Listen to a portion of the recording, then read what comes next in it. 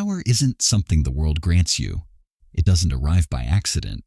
It doesn't show up for those who are nice. And it certainly doesn't wait for you to feel ready. Power is taken, constructed. It is carved into your identity like stone, quietly, deliberately, and with a blade sharper than talent, louder than charisma, and more lasting than charm. That's what Niccolo Machiavelli understood centuries ago. He didn't write about motivation. He wasn't interested in being liked. He wrote for rulers, for those who had to hold the throne when everyone else wanted to take it. And he revealed a brutal truth. The world bows, not to noise, but to presence. Not the kind built through applause or attention, but the kind that silences a room before you speak. It begins with what others never notice, but always feel: your face. Most people show their entire mind on their forehead. Their eyes flicker with insecurity, their mouth twitches in doubt, and their entire expression begs for reassurance. But those who wield real power know the first battlefield is the face. If they can read you, they can bend you. So you must become unreadable. No twitch, no flinch, no smile that seeks approval. When you're insulted, your eyes stay still. When praised, you don't soften. When tension fills the air, you become a wall. The calmest face becomes the loudest presence, because people fear what they can't interpret, and they obey what they fear. Most spend their lives chasing productivity, trying to work harder, speak louder, or fight for recognition. But the powerful ask a different question. What move creates ripple effects without effort? They don't want to do everything. They want to press one lever that moves 10 others. They build systems that whisper instead of scream. They don't shout for attention. They shape perception. The average man tries to win arguments. The powerful reframe them. They don't rush to respond. They slow the room down until everyone moves to their rhythm. Words, when used, are exact. Sentences are clean. No, I think. No, just. No, maybe. Every silence is on purpose. Every glance has weight. Because when others talk, the powerful listen. And they learn, not just about facts, but about motives, fears, vulnerabilities. In a world addicted to noise, silence becomes the sharpest weapon. But presence alone isn't enough. To be feared, you must also be misunderstood, not through confusion, through mystery. Let them wonder how far you'll go. Let them question what you've held back. Don't always react. Don't always show up. Don't always correct the lies they tell. Sometimes silence is the most terrifying answer, because it creates questions they can't prepare for. Machiavelli warned, reputation is more valuable than truth. Be the kind of person whose absence feels heavier than their words. Someone whose name enters the room before their footsteps. That happens when you become rare and irreplaceable, not just by pulling back, but by mastering something so uniquely valuable they can't function without you. Be seen enough to be missed, but not enough to be touched. Every time you say yes, you lower your price, so you stop giving attention for free. You stop explaining yourself. You stop allowing people to download your energy without earning access. And when you do show up, you deliver clarity so sharp, it cuts the noise in half. That's how respect is built. Not in volume, but in voltage. Now here's the trap the weak always fall into. They build alliances with emotion. They assume every handshake is sacred. They mistake kindness for commitment. But the powerful? They understand alliances are tools, not temples. You stay close to those who serve the mission. You give just enough to keep them near, but never enough to be owned. When the time comes to walk away, you do it without explanation, because no connection should become a leash.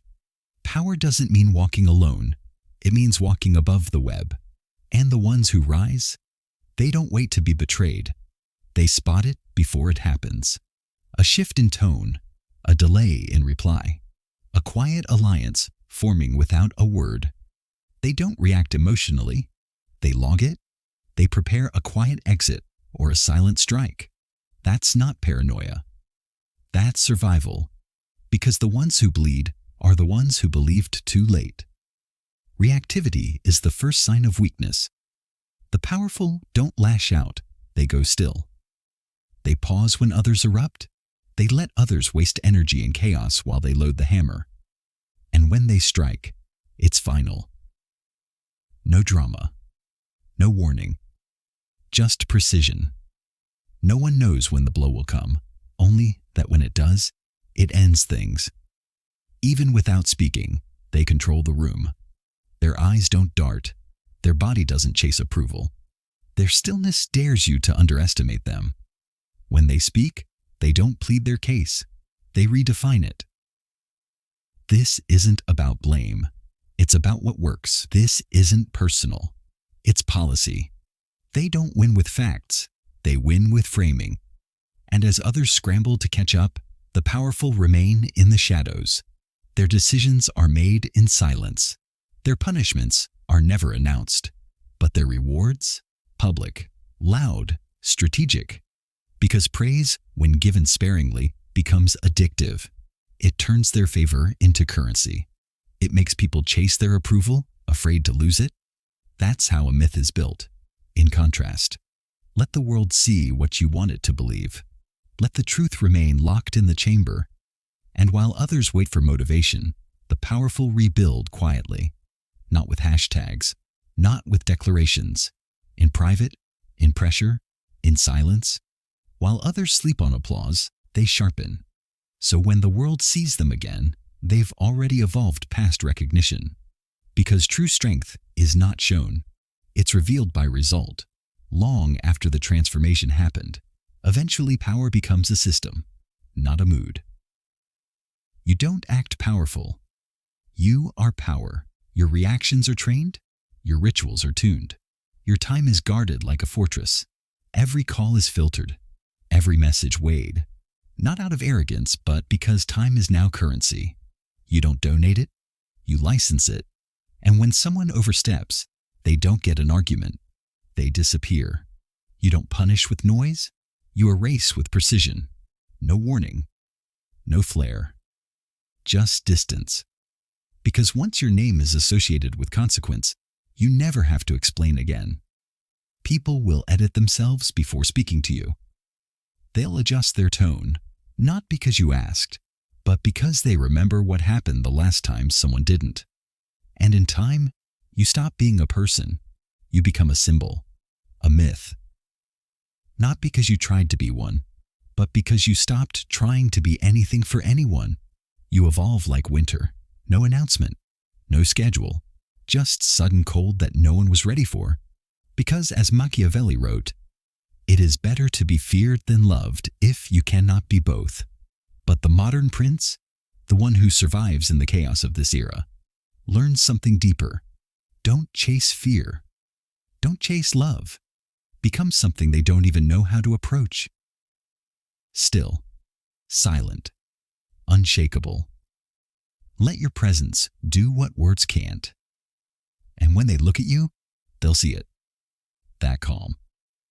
That control. That unreadable force that makes them think twice. That's not an accident. That's power. Designed. So here we are. You've watched Machiavelli unfold before your eyes. You've seen how he twisted perception, turned whispers into weapons, and used silence as a blade sharper than any sword. But let me ask you something, and don't lie to yourself. Did you watch this to learn how to outsmart others? Or to protect yourself from those who already are?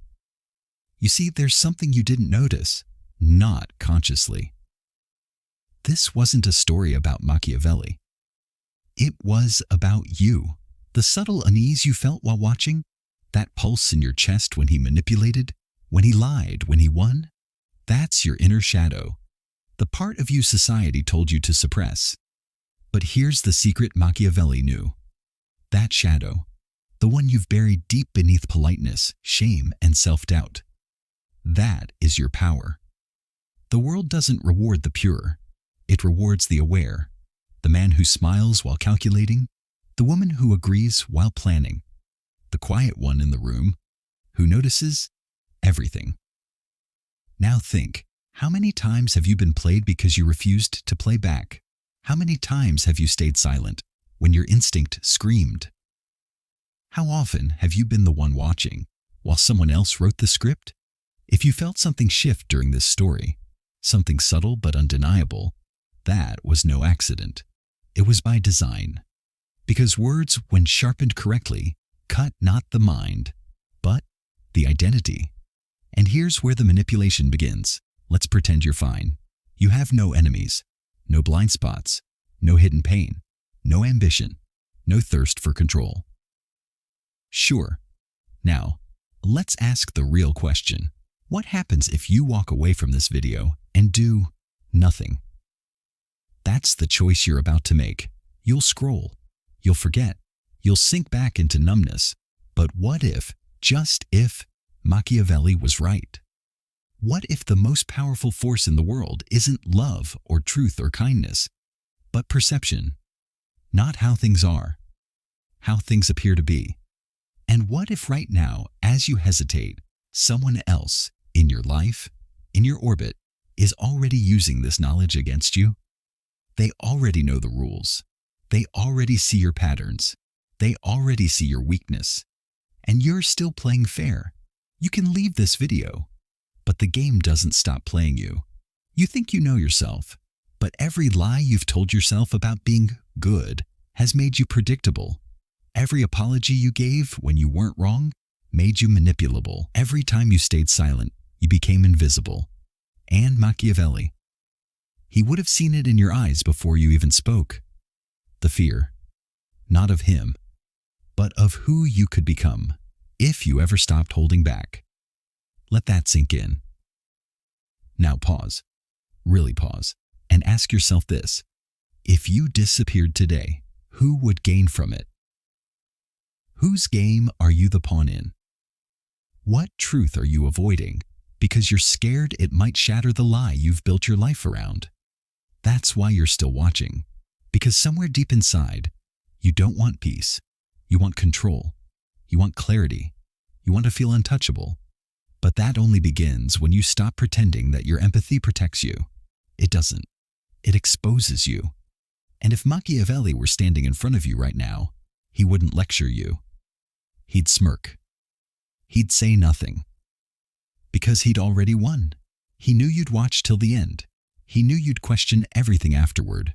He knew this video wouldn't just end. It would echo in you. You'll feel it tonight. When the lights are low and the thoughts return, you'll feel it in that conversation you're dreading. In that decision you keep postponing. In that feeling that you're constantly being underestimated and you're letting them. You're not weak. You've just been told that playing nice is safer than becoming aware. But now that you've seen how the game works, what will you do? Forget? Or awaken? There's more coming. More truths. More mind weapons. More unspoken laws of power they never teach in school. Because no one wants you to think this way. That's why this channel exists. Not to entertain you, but to arm you. If you don't subscribe now, it's not just a button. It's a choice to remain asleep. But if you do, if you click it right now, it's a signal to yourself that you're done being predictable, that you're ready to learn what most people are too afraid to see, that you're done apologizing for your intelligence, for your intuition, for your desire to understand the dark without being consumed by it. Because power isn't evil. Power is awareness. And you don't get that by hoping. You get that by watching, by thinking, by asking the questions others are scared to ask. This was just the beginning. If you are ready to go deeper into the real psychology of power, betrayal, influence, perception, silence, and the art of control, you know what to do. Subscribe. But only if you dare to see the world for what it really is, and yourself for what you could become. And if you don't, Machiavelli would smile again, because you were exactly who he predicted you'd be.